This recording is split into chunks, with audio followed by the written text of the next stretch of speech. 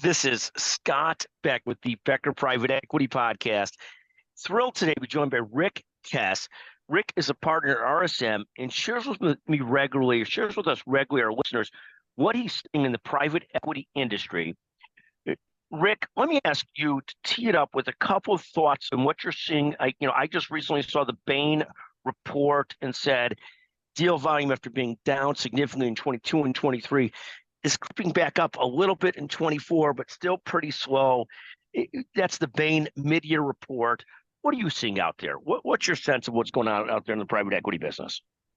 Yeah, I mean, I think I would concur with that perspective that Bain shares, that it's still slower than I think we would prefer. Obviously, our business thrives off of transaction volume, and transaction volume is something that we seek to find. But needless to say, I mean, I think that there are a lot of people that see kind of the factors in front of them, i.e., large amounts of dry powder on the sidelines, investors looking to find opportunities to put that dry powder to work, and businesses that perhaps have decided not to sell in 22 and 23 and will be looking to make a transaction in the near future to monetize some of their investment or take some of their investment off the table, so to speak.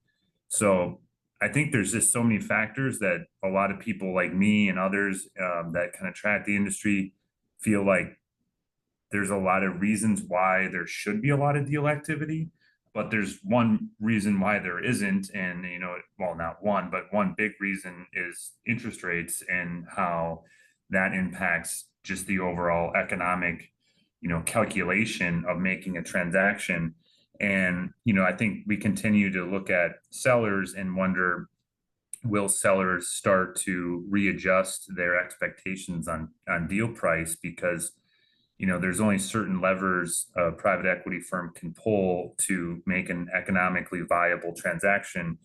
If interest rates are high, the biggest lever that they can pull is pulling down the deal price so that the overall economic calculus will result in something with an ROI that their investors will be, intrigued by. So I do think that's really the big factor here is, I think interest rates are really driving kind of some of this, deal volume slowdown, but the overall kind of data points of deal volume or dry powder and, transactions that didn't occur that probably could or should have occurred in 22 and 23, I think will continue to drive people like me to think there's got to be a tipping point here where sellers will make transactions perhaps at deal prices that they weren't expecting or excited about, but ones that still yield them a fairly good return on their original investment, that they maybe made 4, 5, 6, 7 years ago. And so limited partners, one of the things the Bain report talks about is limited partners getting anxious about getting distributions back after putting money and piling more money into private equity funds.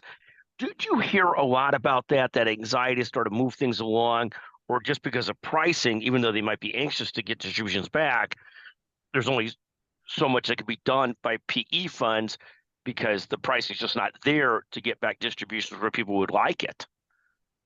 Yeah, I mean, that's the trillion-dollar question, kind of at hand is, I think, 49.999% of, all limited partners want distributions, and the other balance of that, they want distributions at the multiple that they were expecting. And, that's a really, really delicate balance that, private equity fund principals and deal makers have to really balance and figure out, well, how do we get them the distribution in their capital off the table in some of these investments that we've held longer than we wanted to.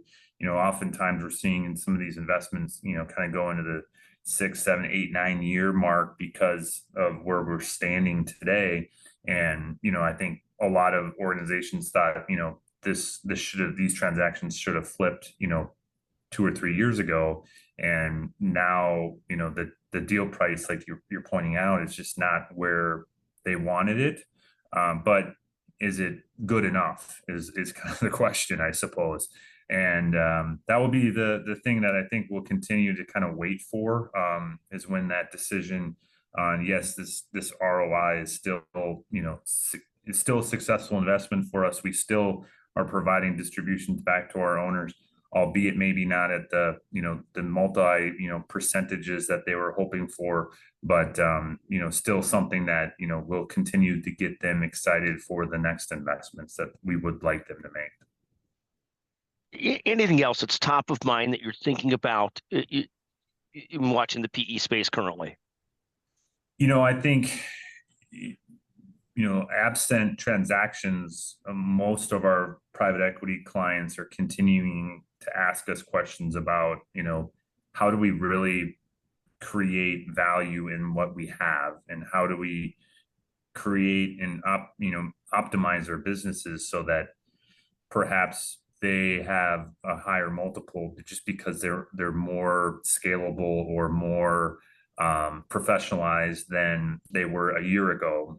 So we continue to work with a lot of our clients around, IT transformation, finance transformation, back office transformations, just so that, again, that they're, can demonstrate their scalability is unique in their industries or their sectors that they're in. Because I think that continues to be where the larger funds continue to really expect, the mid-market funds, mid-market portfolio holdings to really be at. I think the expectation is you should be optimizing your business and making it as scalable as possible, because if you're not doing a deal, that's the other thing you can work on, right? So I think that's the opportunity at hand for a lot of private equity principals and portfolio managers, is really looking at the businesses that they currently hold and making them as attractive as possible, so that they can demand a slightly higher premium than maybe some of the other assets in their sector. No, thank you so much, Rick. It's always great to visit with you on the Becker Private Equity Podcast. Again, Rick Kes, partner at RSM. Brilliant. Thank you for joining us today, Rick. Of course. Thanks for having me, Scott.